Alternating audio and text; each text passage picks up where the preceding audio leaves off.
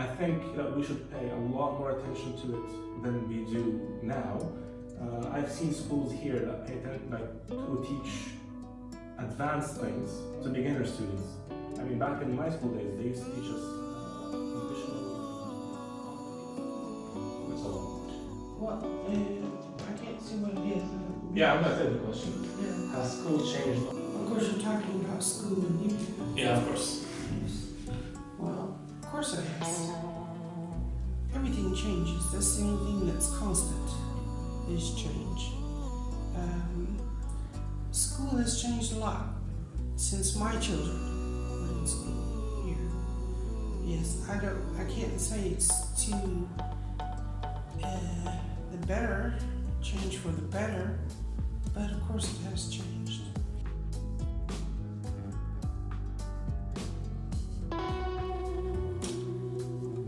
Well, a lot of things happened socially in Libya. The war, the situation in Libya has changed. There are not as many professional teachers available now as there used to be. And most of the teachers here are now from Libya, whereas before they were from Egypt, they were from Tunisia, they were from Jordan, from different countries. Yeah, I agree. I mean, the biggest factor that contributes to the change is that the war has changed a lot about the children. You can see that children are a bit more violent than they used to be in the past 10 to 20 years, because this is what they see on their on day-to-day basis. This is what their parents talk about. This is what they talk about when they go and play out in the streets. I mean, even when they hear airplanes, they know the difference between a civilian airplane and a fighter jet, which is something that even I can't tell the difference between. So it's that's the thing. I think that's one of the biggest changes that we've seen over the last 10, 20 years in school. Yeah, you're right. And also the introduction of video games. Yeah. Mobile phones or cell phones, I don't know what you call them here. And children it's like an addiction. They don't study as much as they used to because of them. And what they're watching on the video games and the cell phones and the Facebook and whatever, it's all about war, it's all about killing, it's all about shooting. That doesn't make me happy. But still, I mean, this is not the main reason they don't study. I mean, back in my days, we just go outside and play. There's always a reason to not study, right? So it's not really a big change. True. Playing outside was much better for children than watching video games. Because they could use their imagination, they could play other things instead of war, everything. Yeah, I agree.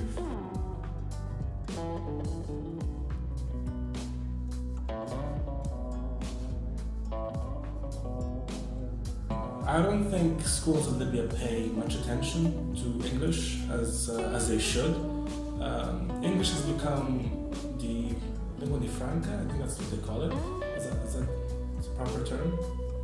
Like the main language for communication in the world. Yes. So I think that we should pay a lot more attention to it than we do now. I've seen schools here that pay attention, like, to teach advanced things to beginner students. I mean, back in my school days, they used to teach us conditionals and like complicated things when students were barely able to read a sentence off the book. So I think that's one thing schools need to pay attention to. I'm not sure why they're not doing so. Maybe due to the fact, to what you said, is that we don't have enough professional teachers that are capable of teaching such a, it's not complicated, but to teach such a thing in a professional way. Yeah, I agree. English is the international language. Whether you like it or not, that's the fact. Wherever you go, you can always get by on a little bit of English. So, yes, I think English is important in the world. not just in the school system, which should be more pronounced in the school system here, but English, especially if you want to get a higher education. Even in Libya, if you want to go to university in Libya, you need English. English is the international language, take it or leave it.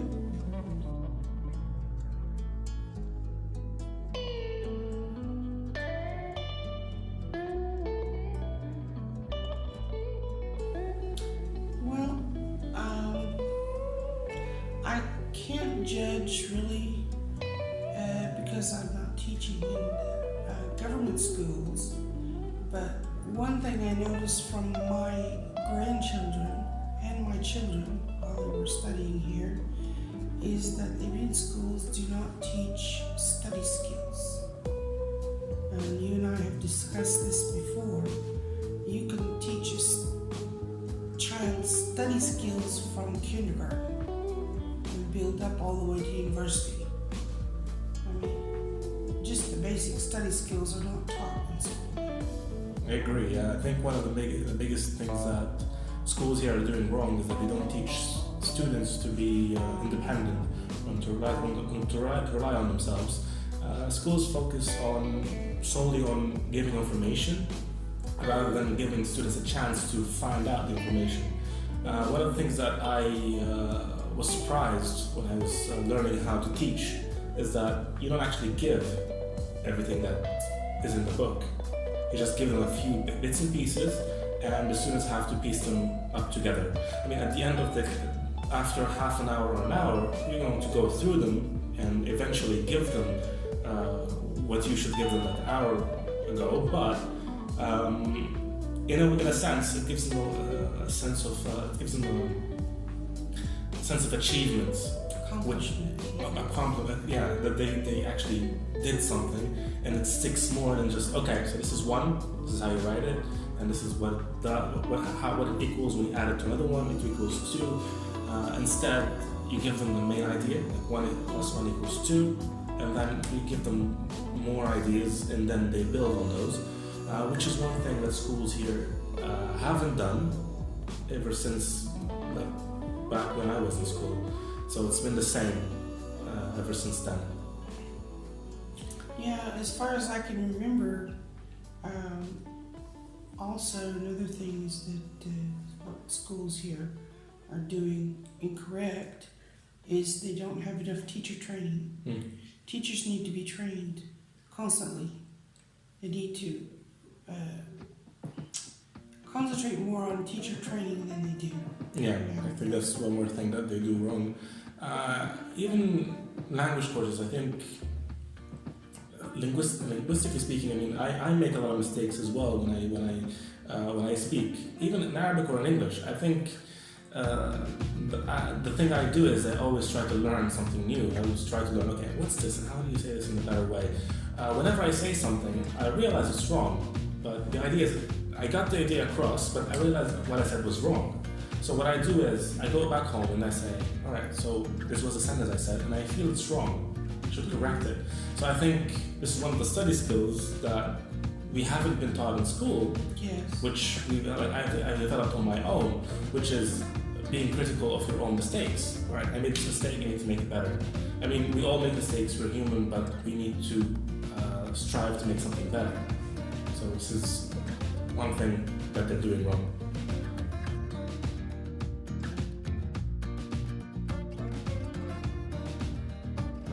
Honestly, I think, in my personal opinion, as a grade 1 teacher, patience is the first one.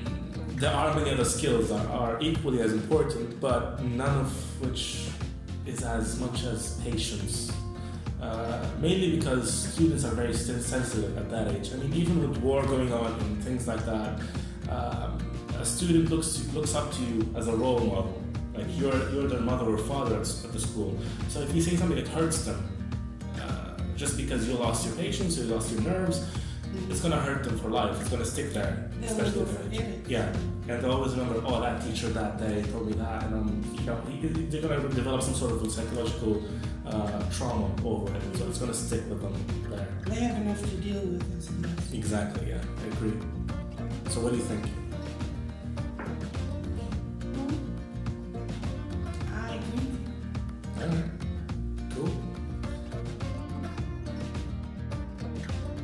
Yes, Alright, of course. Because teachers can't do everything. Teachers can't cut the head open and pour in the knowledge and then sew it back on. You have to have help at home. You have to have parents who care enough to help their child. You have to have, if parents can't do it or they don't have the patience, they need to find a tutor for the child. Children need extra help besides what they get in school. yeah, I agree. But I think tutoring should be done by one of two, either a professional teacher or the parents themselves, because I think students or children mainly receive information more openly from their parents, because the mother and father figures are like the first thing a child opens up to. So I think one of the parents should make time to help their children. If no time is available, I think a professional teacher could do just as good a job as they could. The ideal situation would be a professional teacher. Mm-hmm. Because, I'm a parent, you were a child at one time, you know that it's difficult to teach your child. Oh, I need to go to the bathroom. Oh, I need a drink of water. Oh, I need this, I need that. Whereas a professional teacher, they would be more inclined to pay more attention. Yeah, I agree.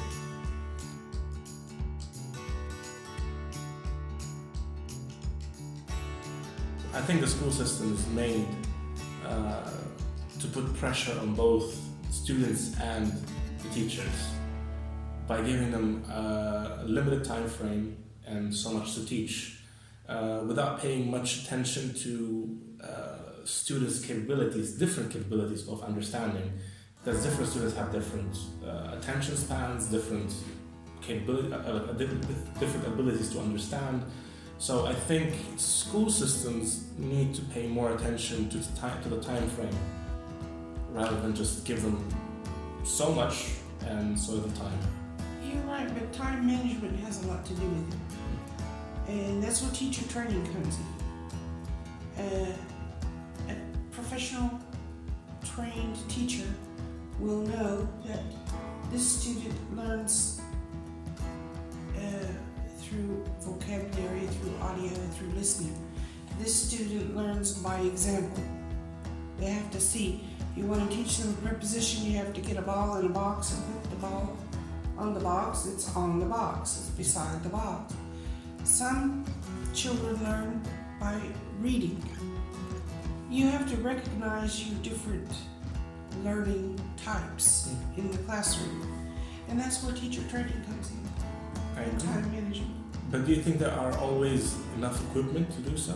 I mean, even as with teacher training, in most schools, most public schools, they don't have enough equipment to do all that. They don't have the budget for it either. Yeah. They need to adjust their budget accordingly. Yeah. Because the most important thing is children. Children are the future of any country, of any society.